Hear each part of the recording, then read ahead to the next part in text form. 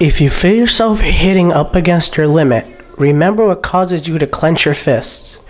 Remember why you started down this path and let that memory carry you beyond your limits. This famous quote was said by a character named All Might. He is from a superhero manga series known as My Hero Academia.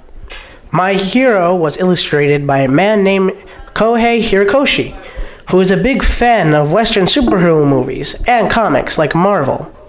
He loves superhero movies, so much so Hirikoshi made his own superhero universe using his knowledge about superheroes and his skills from other notable works such as Naruto and One Piece. He crafted the first volume of My Hero Academia. The story follows Izuku Midoriya, a boy born without superpowers in a world where they have become commonplace, but who still dreams of becoming a hero himself. He is then scouted by Japan's greatest hero, All Might, who shares his quirk with Izuku after recognizing his potential, and later enrolls him in a high school for heroes in training.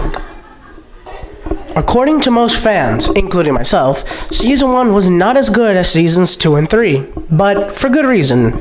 Season 1 mainly focused on the characters, so the audience can get acquainted with them. But honestly, for me, it was almost a turnoff.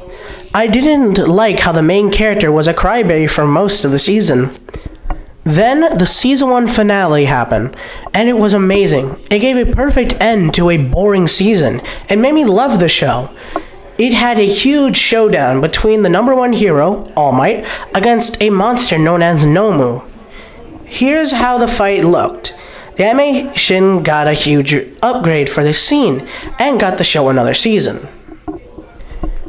Note, this may be a spoiler for at least the epic fight that happens at Season 1, so if you don't want to get spoiled, please skip past this part of the documentary. If not, enjoy.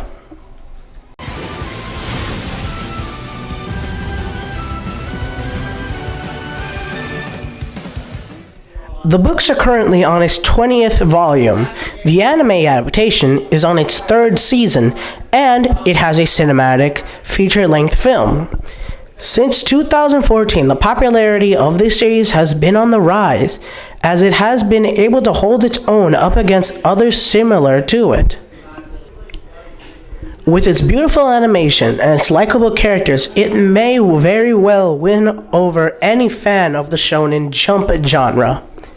I strongly recommend this series to anyone who is enthusiastic about the superhero genre, or to those newcomers who are experiencing anime for the first time.